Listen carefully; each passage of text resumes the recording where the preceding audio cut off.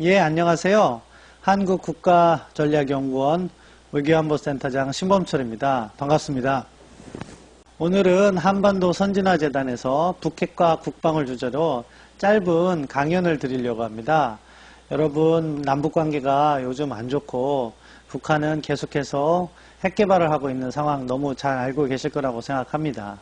그래서 과연 북핵 위협의 실체는 어떻고 그것을 위해서 우리는 어떠한 준비를 하고 있고 그것의 한계는 무엇이고 또 앞으로 어떻게 준비를 해야 되는지 그것과 관련해서 약 20분간 간략하게 설명드리려고 합니다. 지금 화면에 있는 사진은 한반도를 이렇게 찍은 사진처럼 보이는데 사실은 그림이고요. 아무튼 우리 한반도를 보면은 참 주변 강대국에게 둘러싸여 있는 모습이 잘 나타나고 있는데 그럼에도 불구하고 우리가 많은 노력을 통해서 우리 아버지 세대, 할아버지 세대의 많은 노력을 통해서 이만큼 국력이 신장됐는데 지금은 이러한 주변 강대국보다도 한반도의 북쪽에 위치한 북한이 핵을 개발해서 더욱 어려운 상황이 되고 있는 것 같습니다. 아무튼 이 문제를 우리가 잘 풀어감으로 해서 대한민국의 평화를 우리가 힘으로 지키고 더 나아가서 보다 선진화된 국가로 나아갔으면 하는 바람입니다.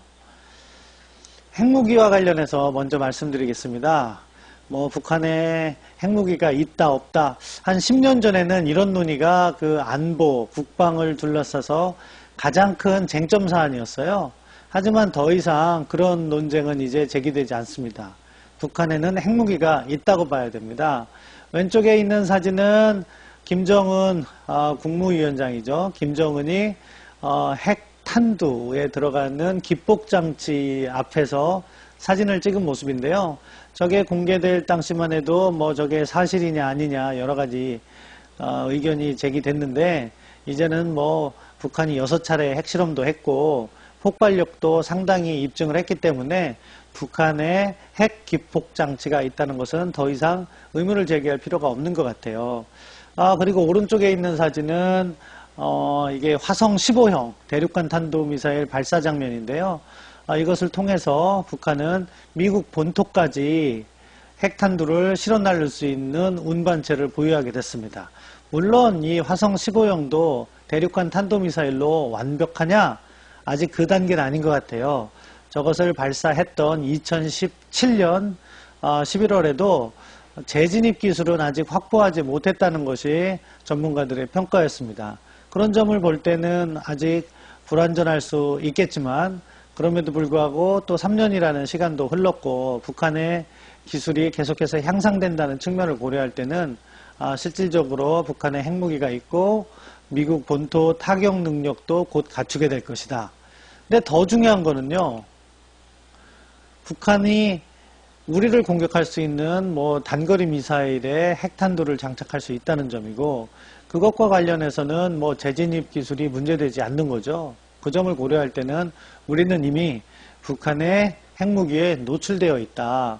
오히려 지금 우리가 관심을 가져야 될 것은 북한이 얼마나 많은 핵탄두, 핵무기를 보유하고 있느냐 그런 측면이라고 생각합니다.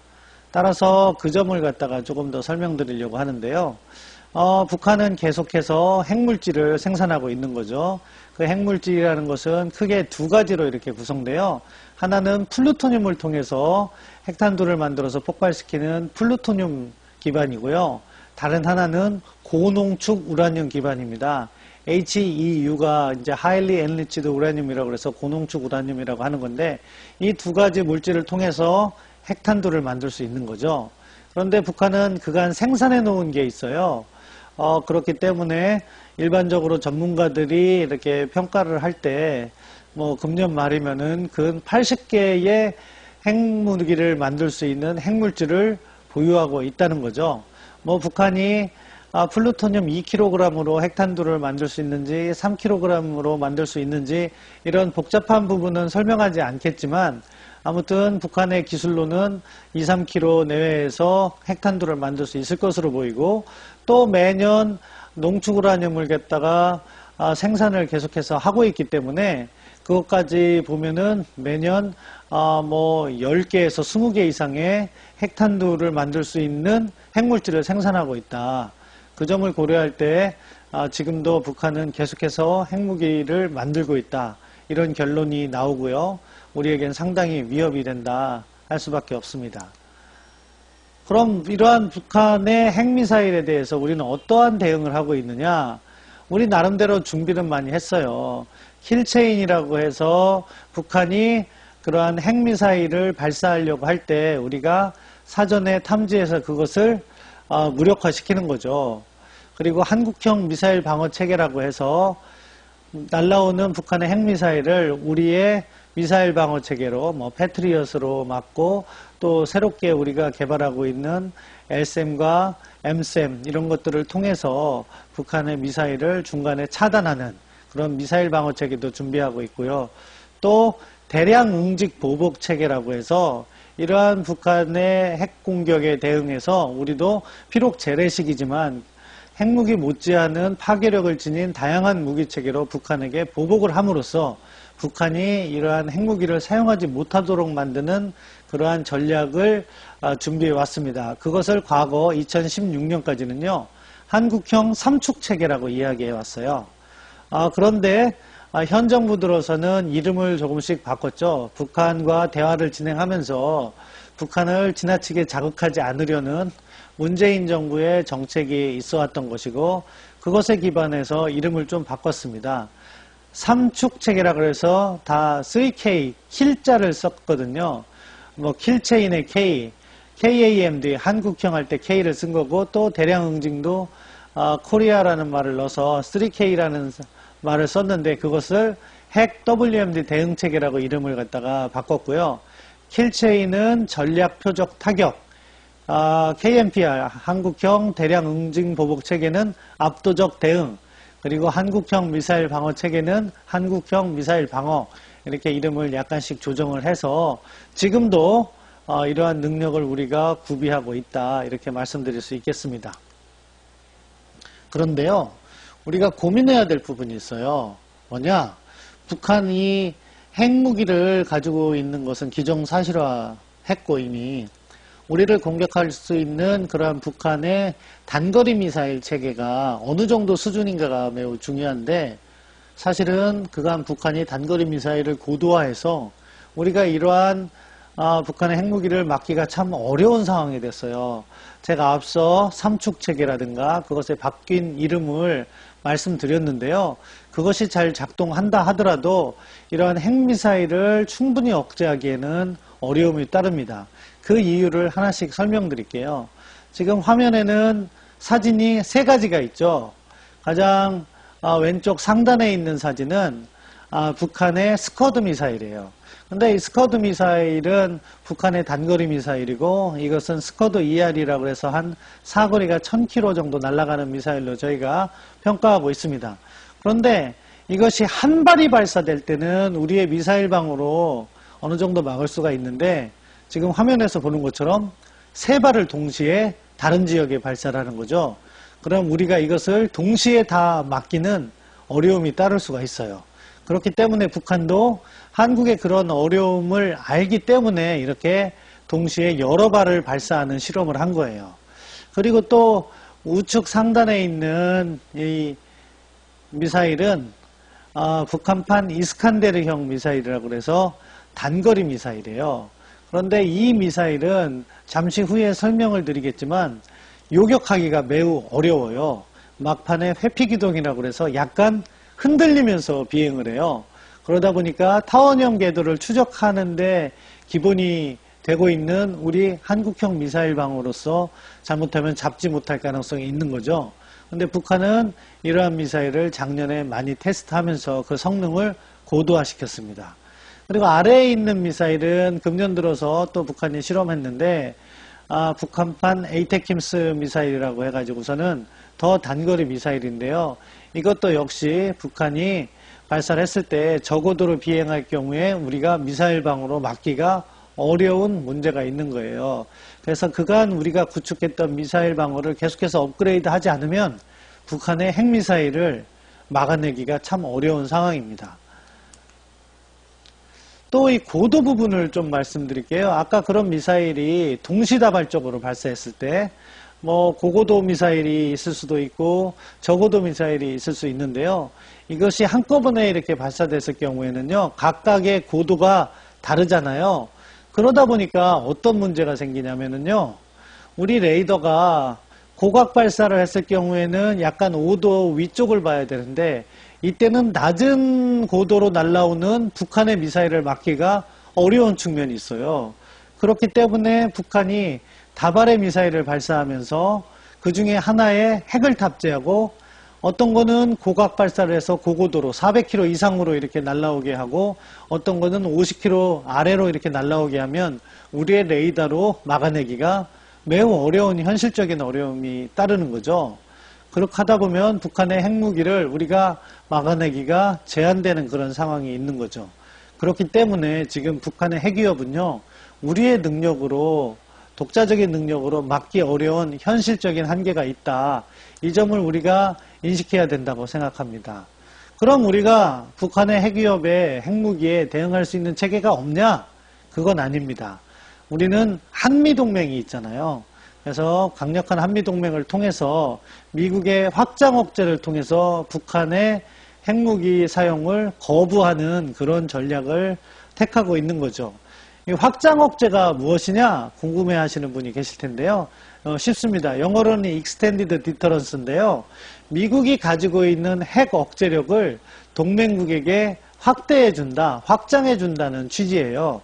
그래서 미국이 가지고 있는 핵 억제력이라는 것이 결국 미사일 방어, 그리고 첨단 재래식 무기, 이런 것들을 통해서 한국을 갖다가 보호해주겠다 하는 부분이거든요. 그런데 그 내용을 보면은 미사일 방어는 뭐 한국에 있는 미국의 패트리엇 미사일이나 사드 미사일 이런 거를 통해서 우리에게 미사일 방어에 도움을 주고 있는 거고요.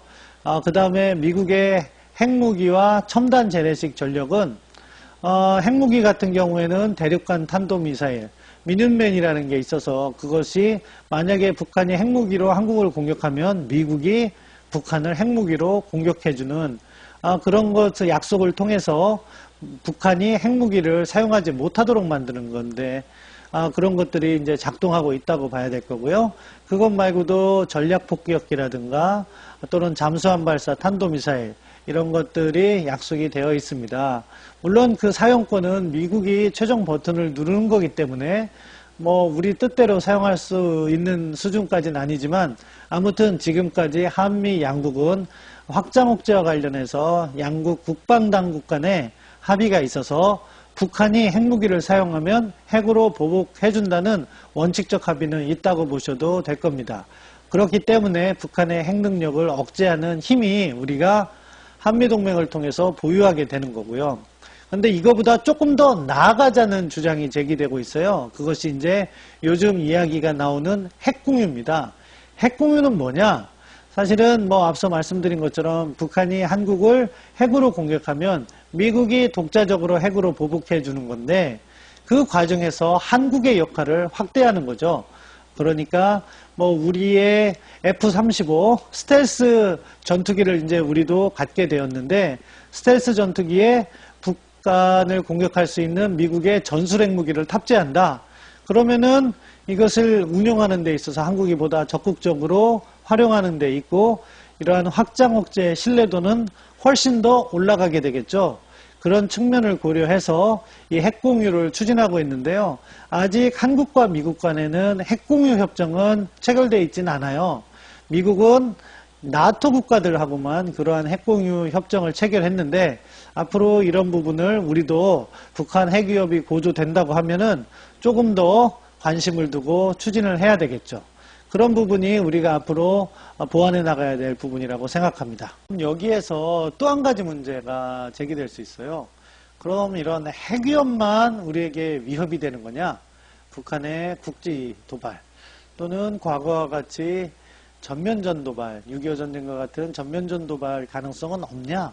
이런 문제를 제기하실 것 같아서 제가 그 부분까지 설명을 드리려고 합니다. 사실은 그 가능성 자체가 없다고 할 수는 없어요. 그렇기 때문에 북한의 전쟁 도발 가능성은 늘 있다, 상존한다, 이렇게 설명을 하죠. 그렇지만 그 가능성은 많이 줄였다고 봐요. 기습적으로 예고 없이 도발하는 것이 전형적 모습인데 재래식 전력에서만큼은 북한이 한국에게 상대가 되지 않는다는 모습을 알고 있어요. 그래서 옛날과 같이 뭐 이렇게 충돌을 할 수 있는 연평도 도발과 같은 재래식 국지 도발은 할 가능성은 점점 낮아지고 있다는 현실은 우리도 인정하고, 그럼에도 불구하고 그 가능성을 배제할 수 없기 때문에 철저한 대비태세를 유지해야 된다고 보고, 우리가 대비태세만 잘 유지하면은요 북한의 국지도발 충분히 응징할 수 있다고 봅니다. 그리고 전면전과 관련해서는 북한이 경제가 어렵다 보니까 전쟁 지속 능력이 매우 떨어져요. 그래서 중국이나 러시아 같은 주변국의 도움 없이 전면전을 하기는 매우 제한될 것이다. 그렇기 때문에 요즘은 이러한 재래식 국지도발이나 재래식 전면전보다 북한의 핵위협이 훨씬 더 우리에게 무겁게 다가온다, 이 말씀을 드리고 싶습니다. 그렇다면 또 앞으로 우리가 어떤 자세를 견지해야 되나, 그 부분도 말씀드릴 수 있는데요. 우리 자세는 이렇게 돼야 될 것 같아요. 북한이 국력이 약하다고 해서 우리에게 위협이 아닌 건 아닙니다. 우리가 막기 힘든 핵능력을 보유하고 있잖아요. 그렇다면 우리는 북한의 핵위협에 대해서 엄중한 문제인식을 가져야 되는 거죠. 그리고 북한이 국력이 약하다고 해서 우리를 군사적으로 위협하지 않는다는 그러한 희망적 상상은 버려야 된다는 거죠. 따라서 이 손자병법에 나온 것처럼 적이 공격하지 않으리라는 것을 믿지 말고 적이 감히 공격해 오지 못하는 그러한 대비태세를 갖추는 것이 우리의 기본적인 자세가 되어야 된다는 거죠.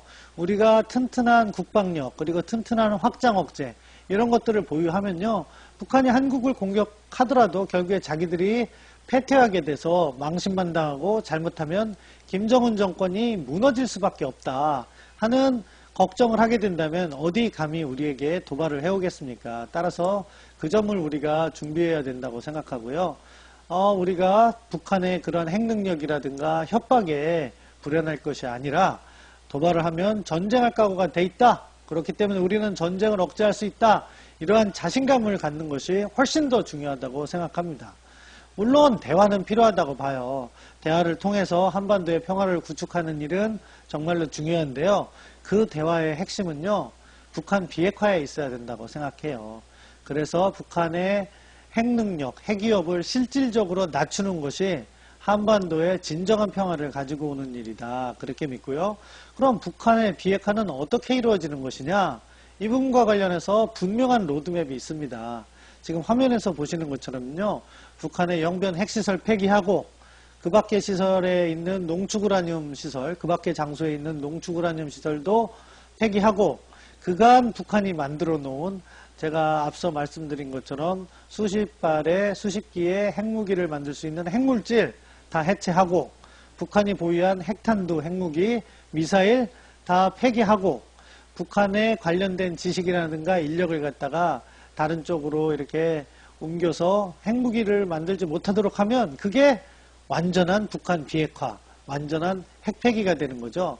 따라서 우리는 협상을 함에 있어서 이러한 로드맵을 어떻게 관철시킬 것인가, 그 점에 중점을 두면 된다고 봅니다.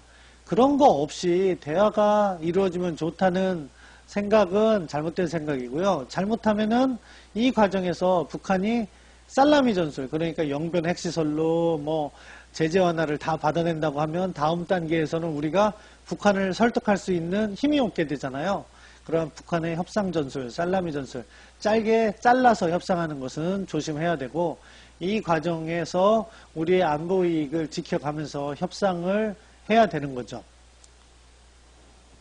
그리고 마지막으로는 결국 한반도의 진정한 평화를 위해서는 대화를 통해서 문제를 해결해야 되는 것이고, 북한 비핵화를 달성해야 되는 것이고, 평화체제를 구축해서 통일의 기반을 조성하는 그러한 우리 나름대로의 로드맵이 준비되어 있어야 된다고 생각합니다.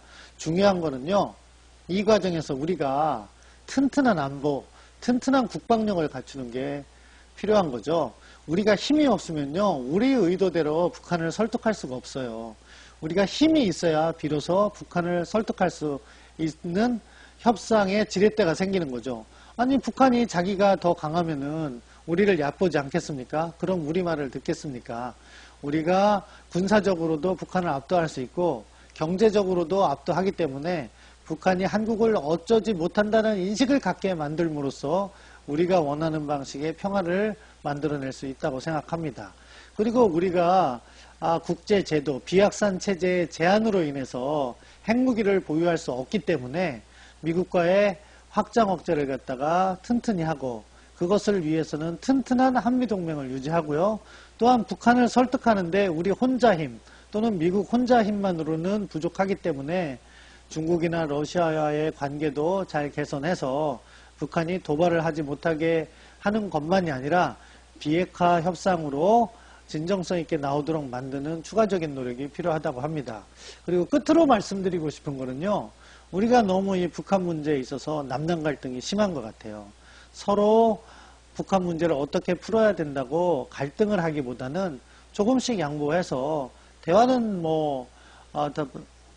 소위 말하는 보수 진영에서 수용을 하고 비핵화 부분은 진보 진영에서 수용을 하고 이렇게 함으로써 원칙 있는 대화가 이루어지도록 하는 것이 필요하다. 그래서 북한의 실질적인 비핵화와 함께 실질적인 평화정착 노력이 이루어지는 그런 접근이 필요하다고 생각합니다.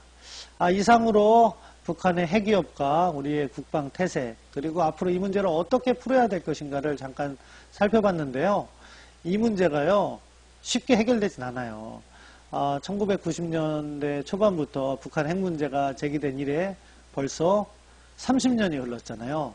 그런데 우리는 어찌 보면 성공했고 어찌 보면 실패했어요. 어찌 보면 실패했다는 것은 북한이 우리가 그 많은 노력에도 불구하고 결국 핵무기를 갖게 됐다는 거죠. 그것은 우리가 실패한 측면입니다. 반대로 우리가 성공했다는 것은 북한이 핵무기를 갖고 있어도 우리를 공격하지 못하도록 우리는 튼튼한 국방력과 튼튼한 한미동맹을 구축해 왔어요. 그것은 우리가 성공한 거죠. 그러면서 우리의 국력은 북한의 40배 이상 우리의 경제력이 성장해서 어떻게 보면은 북한을 압도할 수 있는 국력을 갖게 된 거죠.